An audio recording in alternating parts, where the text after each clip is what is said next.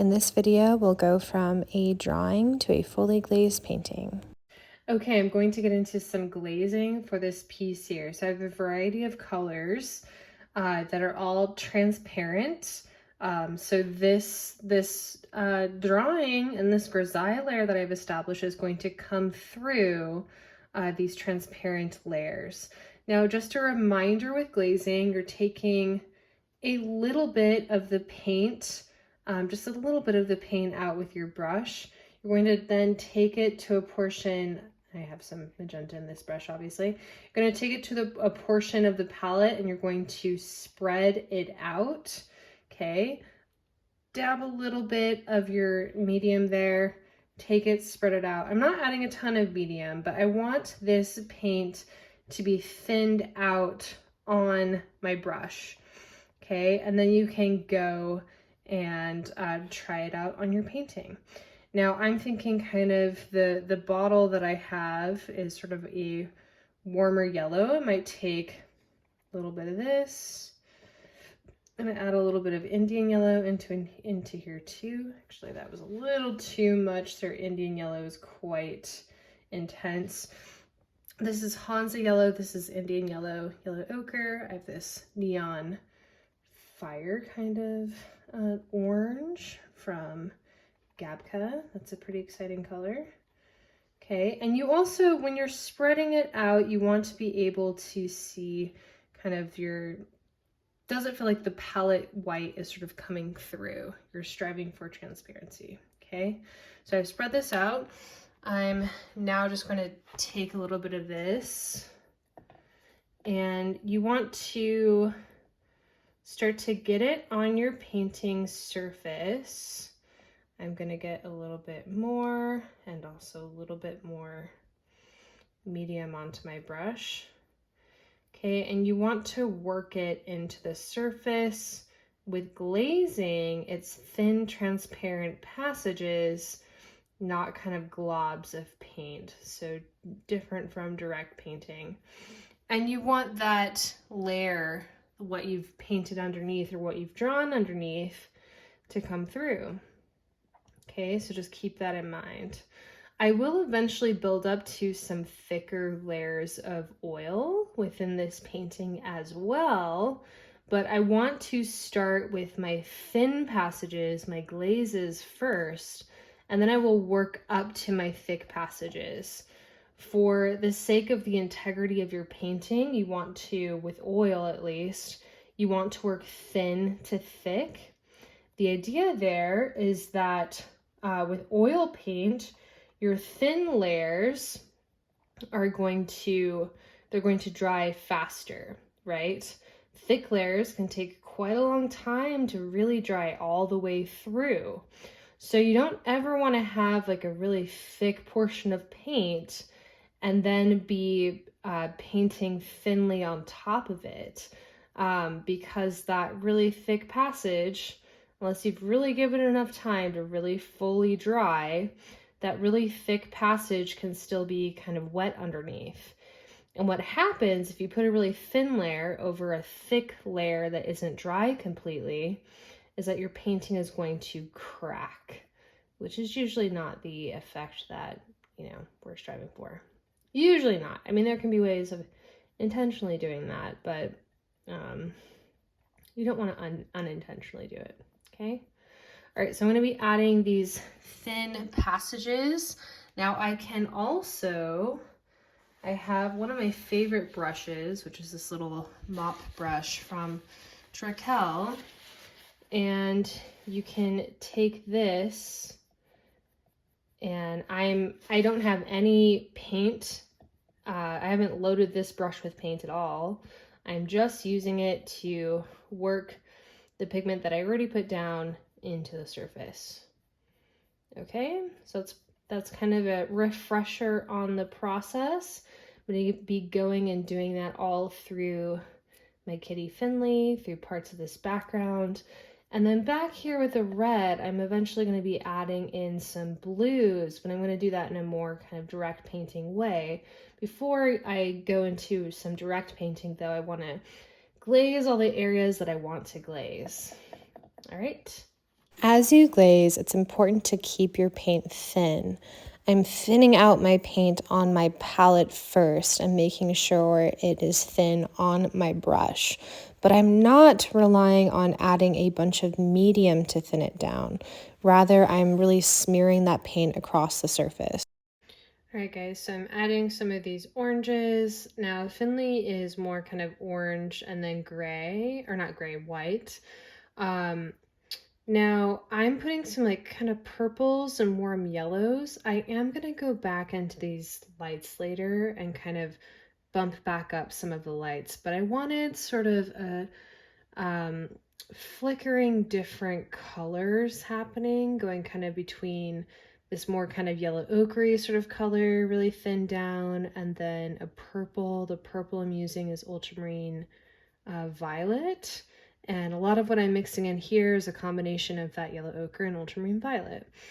Now just keep in mind that like I'm tinting these layers. If I also do something right now and I don't like it, it's very easy to just go in, take a paper towel and kind of bunch it up, and you can just sort of lift stuff out. Pick out some orange in an area that maybe I want to stay a little bit more of like the yellow or the white, right? It's easy to lift stuff out, which is kind of a nice part of doing an underpainting and then glazing on top. The underpainting's totally dry, so that means that you can just go right ahead and wipe something out if you don't like it. Now, one reason I'm glazing all of this stuff first and then I'm going to go into the background, right now I'm working on this orange glaze. If I get part of that into the background, it doesn't really matter, right? And then I can just go back into this background and readjust the color, paint the color that I want it to be. And I'm going to do that once these glazes are dry. Again, so I have that option that if it's all dry and I need to wipe something out, it's not going to be an issue.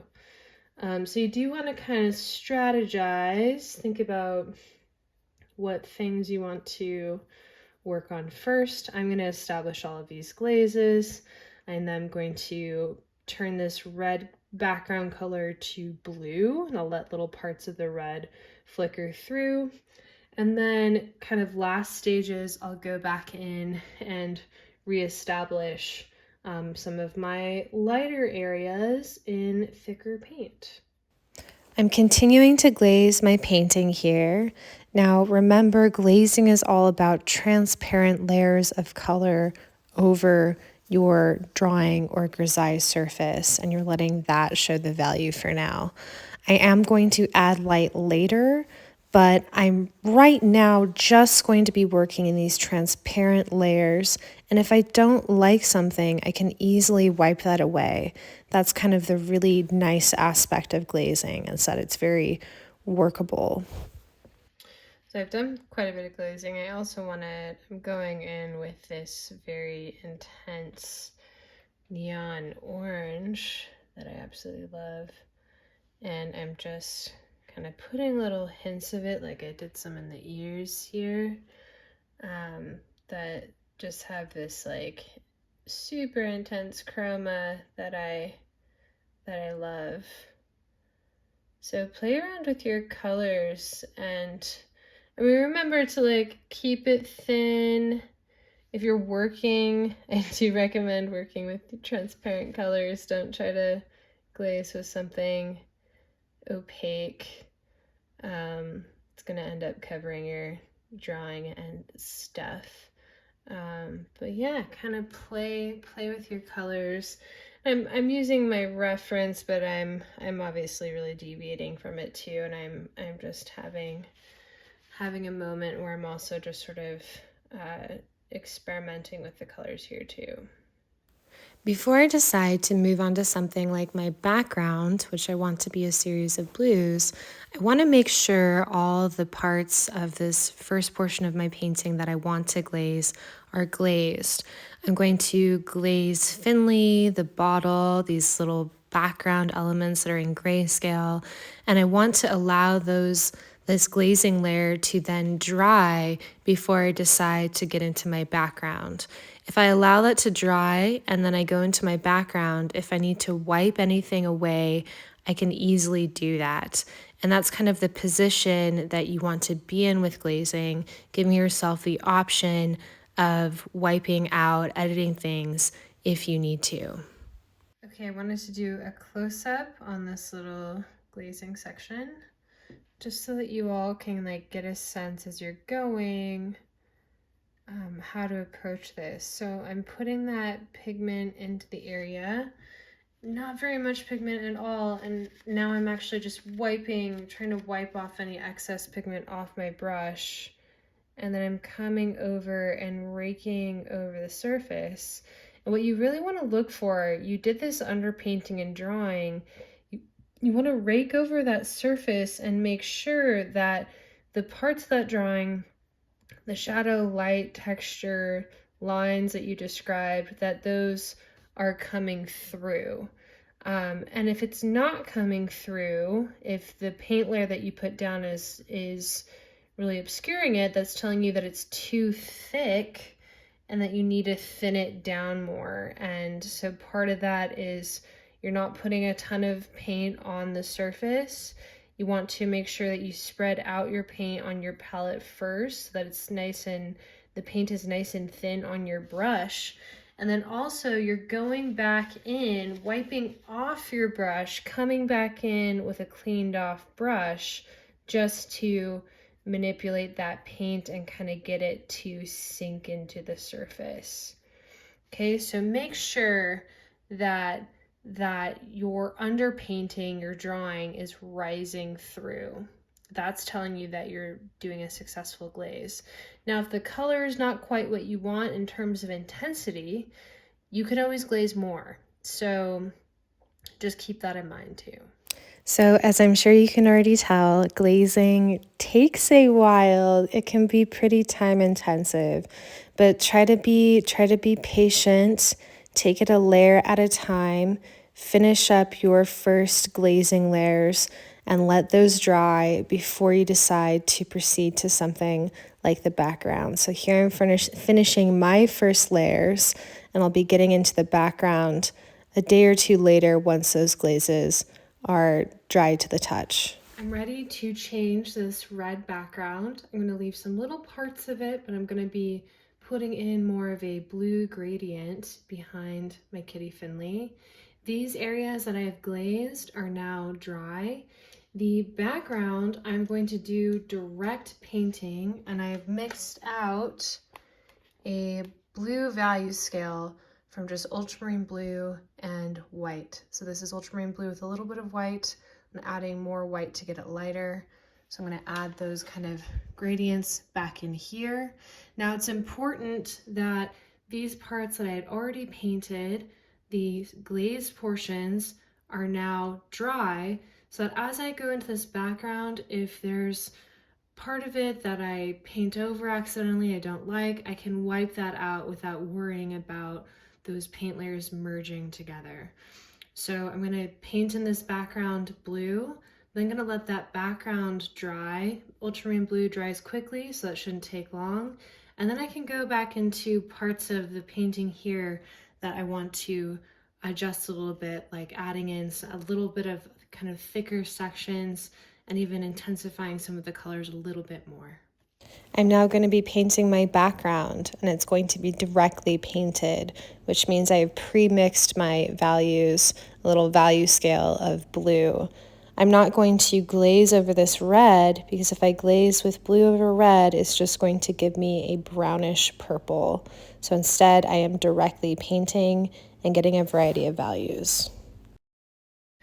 Okay, my painting is dry. I'm going back in, I'm glazing a little bit more, and then I'm also going to put in some thicker areas of lighter paint with some white, mixed in with some of the colors that I'm adding, right?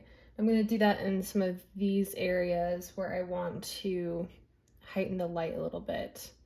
So first I am kind of going in, putting a little bit of color that light layer that I'm going to put in will mix into a little bit.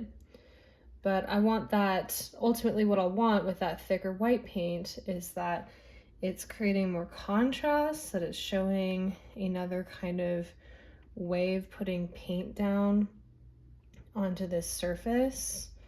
And it's going to bring out some more intense bright lights.